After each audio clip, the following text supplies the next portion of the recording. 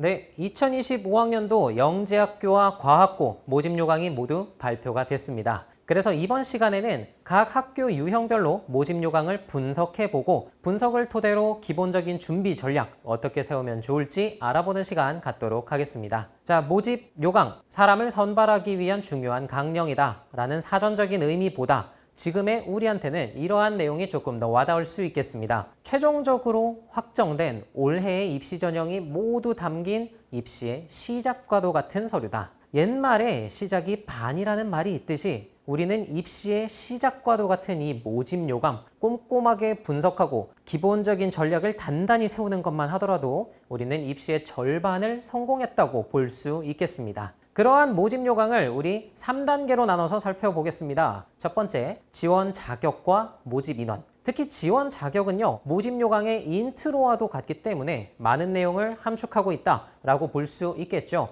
두 번째, 우리 전형 방법과 일정에 대해서 알아보도록 하겠습니다. 특히 전형 방법, 여러 단계로 나눠서 사람을 선발하게 되는데요. 그 단계별로 필요로 하는 역량이 다릅니다. 그러한 역량들 살펴보는 시간 가져보도록 하겠습니다. 그리고 세 번째, 제출 서류 살펴보도록 하겠습니다. 각 학교마다 제출 서류의 세부적인 사항들이 조금씩 다르거든요. 그러한 내용들로 정밀하게 전략을 어떻게 세우면 좋을지 알아보는 시간 가져보도록 하겠습니다. 먼저 지원 자격입니다. 전국에 있는 8개 영재학교의 공통적인 지원 자격, 이공계 인재 양성을 위해 설립된 영재학교, 수학, 과학 분야에서의 재능과 잠재력 요구하는 모습 보실 수 있겠습니다. 올해에는 한 군데, 즉 경기과학고등학교에서는 수학, 과학 분야에다가 정보 분야에 특화된 학생 따로 뽑는다는 내용이 포함된 것이 특징이었습니다. 다음으로 과학고에 대한 지원 자격입니다. 전국 20개의 과학고등학교의 공통적인 지원 자격, 수학, 과학 분야의 재능, 역량, 잠재력 확인하는 모습 보실 수 있겠습니다.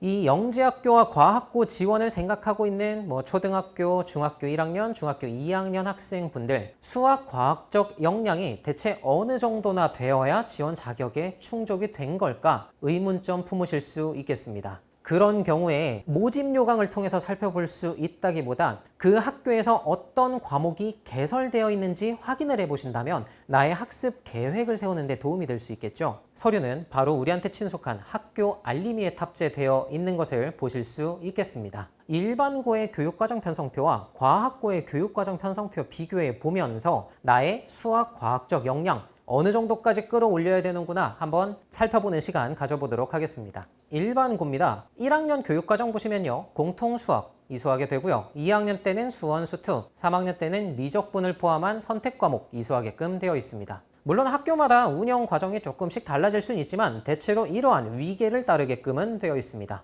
보시면 공통 수학 이수하고 수원수투, 그 다음에 미적 이렇게 이수하는 모습 확인하실 수 있겠죠. 그 다음은 과학고를 살펴볼 텐데 영재학교 말고 과학고를 살펴보는 이유는 아직 과학고 원서 접수 기간이 안 됐기 때문입니다. 1학년 1학기 때 수학을 이수하게 되는 거 역시 동일하지만 그 이후에 심화, 수학 이수하게 되고요. 3학년 때 고급 수학 또는 AP 과목 이수하게끔 되어 있습니다. 여기서 AP 과목은 대학교에서 배우는 내용을 먼저 이수하는 과목이다 라고 이해하시면 될 것 같습니다. 지금 이렇게 특목고에 개설되어 있는 과목명이다 보니까 이게 많이 와닿지 않을 수 있거든요. 우리 위계사항을 일반고의 교육과정과 한번 비교해 보도록 하겠습니다. 공통수학 이수하는 건 동일한데 심화수학 원과목 수원 수투 위에 있죠. 일반고에서 배우는 수원 수투의 내용을 심화수학 원과목이 모두 아우르고 있다라고 이해하시면 될 것 같고요. 심화수학 2 과목 같은 경우에는 일반고에서 배우는 모든 교육과정 전부 다 아우르고 있다 이해하시면 되겠습니다. 그래서 지금 심화수학 2 과목이 개설되어 있는 학년 딱 보시면 2학년 1학기에 개설되어 있는 것을 확인하실 수 있을 거예요. 과학고는 일반고에 비해 수학 교육과정 이수 속도가 2배 정도 빠르구나. 그리고 교육과정명에서 보다시피 심화가 붙어 있죠. 깊게까지 탐구한다는 내용이 되겠습니다. 이렇다 보니까 과학고등학교 입장에서는 이 정도 속도와 이 정도 깊이를 소화할 수 있는 인재 선발하는 게 너무 자연스럽겠죠. 그리고 당연하겠죠. 해당 내용 숙지해 주시고 나의 수학적 역량 어느 정도까지 갖춰야 되는지 확인해 보시는 것이 좋겠습니다. 과학도 빠르게 한번 살펴볼까요? 일반 고등학교의 과학 교육과정 편성표입니다. 1학년 때 통합과학, 2학년 때 물화생지 1과목, 3학년 때 물화생지 2과목 이수하는 걸 확인할 수 있겠네요. 과학고는요, 1학년 1학기 때는 통합과학 이수하는 거 동일합니다. 그런데 1학년 전체를 살펴보신다면요, 물화생지 1과목 이수하는 것을 확인하실 수 있고요. 심지어 1학년 2학기 때는 물화 2과목 이수하는 것을 확인하실 수 있겠습니다. 2학년 때는 고급 과학이 있고요. 3학년 때 AP 과목 있는 것처럼 우리 수학과 과학에 대해서만큼은 굉장한 속도와 굉장한 깊이로 수업이 개설되어 있구나. 이렇게 수학과학적 역량 어느 정도까지 갖춰야 하는지 알아보셨다면 다음 사항으로 넘어가 보도록 하죠. 영재학교의 경우는 전국 단위로 모집을 하는데 과학고는 광역 단위로 모집을 하더라는 거죠. 광역 단위로 모집하기 때문에 생기는 여러 가지 제한 사항들 알아보도록 하겠습니다. 일단 첫 번째와 두 번째 제한 사항은 광역 단위로 모집하는 학교들의 공통적인 내용이다 라고 이해하시면 될 것 같고요. 세 번째 항목 같은 경우는 재학생 신분에도 지원할 수 있는 영재학교와 다르게 졸업자 신분으로 지원해야 하는 과학고의 특징 알아보실 수 있겠습니다. 그리고 네 번째 항목 같은 경우에 예술중학교와 국제중학교처럼 이런 특성화 중학교는 지역에 상관없이 광역 단위로 모집하는 과학고지만 전국 단위로 지원을 하실 수 있다라는 내용 확인할 수 있겠습니다. 그리고 다섯 번째, 혁신도시의 경우는 수도권에 너무나도 몰려있던 공공기관, 정부기관들 있죠. 이 지역으로 강제로 이주하게 되면서 생긴 법이라고 보시면 되겠습니다. 그렇게 이전한 기관에 종사하고 있는 종사자들의 교육, 주거, 문화 환경을 보장해주기 위한 법이라고 생각하시면 되겠습니다. 예를 들어서 학생이 엄마와 함께 서울에 거주하고 있고 서울에 있는 중학교에 다니고 있어요. 그런데 아빠는 저기 부산에 있는 공공기관에 재직 중이세요. 혁신도시 이전 대상 기관이었던 거예요. 원래 같으면 이 학생은 서울 소재에 있는 세종과학고와 한성과학고에만 지원이 가능할 거였습니다. 그런데 이 혁신도시법에 의해서 부산에 있는 부산과학고와 부산일과학고에도 지원하실 수 있게 됩니다. 이렇게 나의 선택지 두 개가 늘어난 게 뭐 때문이다? 이 모집 요강에 나와 있는 단 한 줄 이 내용 때문이다 라는 내용 숙지해 주신다면 모집 요강이 가지고 있는 한 가지 어휘나 한 문장이 얼마나 큰 힘을 발휘하는지 충분히 이해하실 수 있겠습니다. 이번에는 노란 글씨로 나와 있는 내용인데요. 전국에 20개나 되는 과학고가 있지만 과학고가 개설되어 있지 않은 지역이 있다는 것이 특징이라고 볼 수 있겠습니다. 그 지역은 바로 세종특별자치시, 광주, 광역시가 되겠는데요. 이들 지역에는 영재학교는 개설이 되어 있어요. 그런데 과학고가 없기 때문에 다른 지역에 있는 과학고에 지원하실 수 있습니다.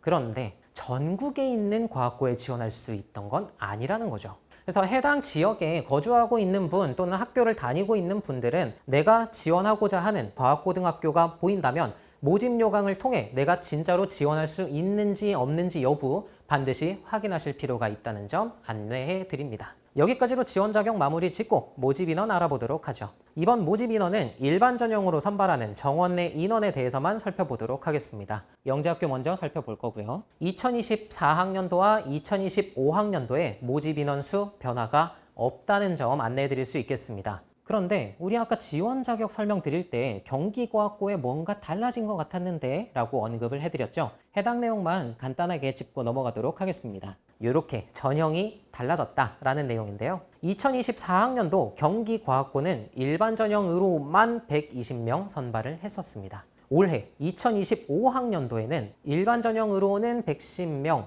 그리고 추천관찰 전형으로 10명 선발한다는 특징이 생겼습니다. 이렇게 전형을 나눈 이유, 우리 지원 자격에서는 정보 영역에서의 인재를 선발하기 위함이다 라고 안내를 드렸었죠. 그렇다 보니까 전형을 쪼개서 선발을 했는데 그 전형 방법도 다르다라는 특징, 모집 요강에 수록돼 있으니까 반드시 확인해 보실 필요가 있겠습니다. 한국과학영재학교의 장영실 전형도 한번 살펴보실 필요는 있겠습니다. 장영실 전형은 2024학년도에도 있기는 했거든요. 120명 정원에 20%에 해당하는 24명만 장영실 전형으로 선발을 했었거든요. 25%로 인원을 늘리게 됐었어요. 이런 경우 신경이 좀 더 쓰이는 지원자 부류가 있죠. 일반 전형에 지원하고자 하는 학생일 겁니다.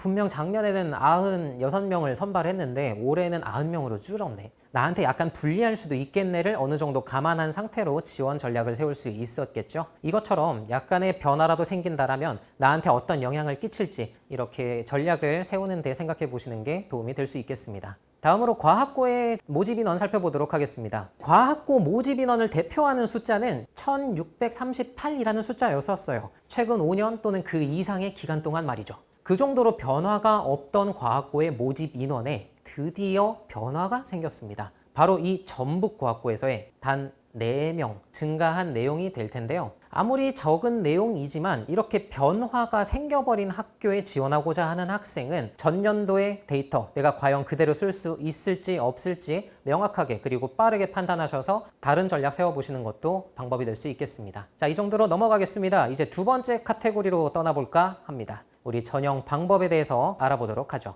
영재학교는 3단계 전형이 이루어지게 되고요. 과학고는 2단계 전형이 이루어지게 될 겁니다. 그래서 영재학교 먼저 구체적으로 살펴보도록 할게요. 1단계 전형, 서류 평가입니다. 이때 서류 평가에서 제출해야 되는 서류는 학생부 추천서, 자소서 이렇게 3가지가 되겠죠. 근데 이 영재학교에 제출하는 학교생활 기록부에는 제외되는 사항이 아예 없어요. 내가 할 수 있는 모든 역량들 다 끌어모아서 학교생활 기록부에 꾹꾹 눌러 담을 필요가 있겠다라는 내용 안내해 드릴 수 있겠고요. 그리고 이 영재학교와 과학고의 서류평가에서는 정량평가, 즉 성적만 보는 게 아니라 이 모든 내용을 종합적으로 살펴보는 정성평가라는 점 항상 인지하신 상태로 서류를 준비해 주시는 것이 좋겠습니다. 그리고 두 번째 단계에서는 지필고사를 치르게 됩니다. 우리 지원 자격에서 살펴봤던 것처럼 수학, 과학에 대한 역량 많이 표출을 해야 되죠. 이 지필고사를 통해서는 내가 알고 있는 수학, 과학적 지식 정보를 얼마나 문제 해결 역량으로 잘 표현해낼 수 있느냐, 그것을 검증해 보는 시간이 되겠습니다. 괄호 친 영역, 국어, 영어, 정보가 보이실 겁니다. 서울과학고의 경우에는 수학, 과학뿐만이 아니라 이러한 다른 전반적인 학업 역량을 검증하기 위해 지필고사에 문항을 추가할 수 있다는 점 확인하시는 것이 좋을 것 같아서 이렇게 언급을 해드렸고요. 이러한 기출문제의 특징 같은 거 조금씩 다를 수 있겠네라고 생각이 자연스럽게 드시죠. 지원하고자 하는 학교의 홈페이지 꼭 들어가셔서 기출문제 탭에 수록되어 있는 문제들 만나보실 필요가 있겠습니다. 아마 들어가신 분들은 아마 아실 거예요. 그 기출문제 탭 들어갔더니 문제 많이 있네? 해설 어딨지? 정답 어딨지? 없는 경우가 굉장히 많아요. 물론 올해의 경우에는 인천과학예술영재학교와 경기과학고에는 그 해설 같은 게 올라와 있기는 했어요. 그런데 그 전년도 여러 문제를 풀어보고 싶은데 그에 대한 해설을 만나기가 어렵더라라는 거죠. 입시를 대비하는 우리들 입장에선 어디에서 이런 해설을 찾아볼 수 있을까요? 엠베스트 프라임 특목반의 경우에는 이러한 전년도 기출 문제들 모두 해설 강의 수록돼 있다는 점 알고 계실 겁니다. 해당 내용 참고하시면 내가 영재학교 준비할 때 도움될 수 있겠구나 이렇게 생각되실 것 같아서 한번 안내를 해드렸습니다. 다음 3단계 다면평가 넘어가도록 하겠습니다. 지필고사에서는 나의 문제 해결 역량으로 표현하는 것을 확인받았다. 그런데 다면평가는 내가 알고 있는 수학, 과학적 지식 정보들 있죠. 이거를 얼마나 잘 가공해서 출력해낼 수 있느냐를 확인해보는 단계라고 보시면 되겠습니다. 내가 알고 있는 이 이론 같은 거를 얼마나 깊게 알고 있는지 설명할 수 있는 심층 면접. 내가 이론만 알고 있는 게 아니라 과학 탐구, 실험 이런 걸로 우수한 결과물로 도출해낼 수 있는지 그런 실험 탐구 역량도 한번 확인해 볼 수 있겠고요. 조별로 묶어서 이 조원들과 소통을 통해 나의 의견, 너의 의견 조합해서 우수한 결과물 도출, 이러한 조별 프로젝트로 역량을 검증해 볼 수도 있겠습니다. 이런 식으로 출력, 가공, 소통 이러한 역량들, 소통 역량, 인성 역량, 공동체 역량도 평가받을 수 있다는 점 숙지하고 계신다면 우리가 원서 접수할 때부터 어떠한 역량 대비해야겠다. 충분히 전략 세우실 때 도움되실 수 있겠죠. 자, 다음으로 과학고 넘어가 보도록 할까요? 1단계 전형에 제출해야 하는 서류, 학생부 추천서, 자소서. 과학고의 경우에는요. 학교가 20개 정도 되는데 20개에서 요구하고 있는 또는 학교생활 기록부에서 제외해야 되는 사항들이 조금씩 달라요. 그리고 그 조금씩 다른 것 때문에 전략이 세부적으로 달라질 수도 있습니다.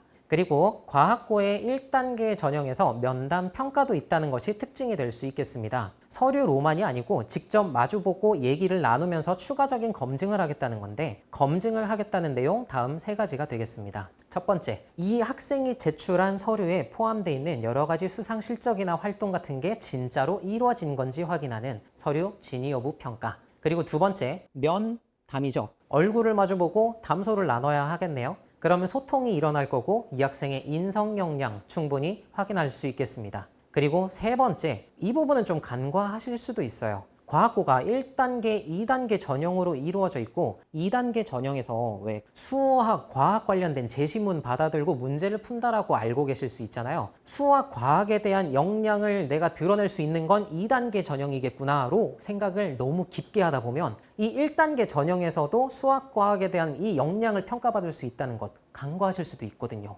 1단계 전형 면담 평가에서도 내가 기재했던 수학, 과학에 대한 프로젝트 탐구들 깊게 물어볼 수 있겠구나 어느 정도 감안하신 채로 대비하시는 것이 좋겠습니다. 자, 다음으로 과학고의 2단계 전형, 면접 전형인데요. 수학하고 과학에 대한 제시문을 받아들고 문제를 풀게끔 됩니다. 문제를 단순히 푸는 게 아니라 풀이 과정을 면접관 앞에서 설명을 해야 된다는 거죠. 영재학교의 3단계 전형에서 보였던 것처럼 내가 알고 있는 수학, 과학적 이 지식 정보를 얼마나 잘 가공해서 출력해낼 수 있느냐라는 그러한 역량 살펴볼 수 있다는 점 숙지하시는 것이 좋겠습니다. 그런데 우리 과학고 총 20개나 됐잖아요. 이렇다 보니까 예외사항이 꼭 생겨요. 서류평가, 면담평가, 면접평가가 각 단계로 쪼개져 있다는 특징이 생겨버렸죠. 인천, 진산, 경남, 창원, 대전, 동신 이렇게 5개 학교는요 1단계 전형으로 묶여있던 서류평가와 면담평가가 아예 전형 단계를 갈려서 이렇게 평가받는다라는 내용 숙지하셔야만 하겠습니다. 이게 1단계 평가에서 2개를 모두 다 보면 서류에서 약간의 미흡한 점이 있더라도 면담평가에서 소명할 수 있는 기회가 있었어요.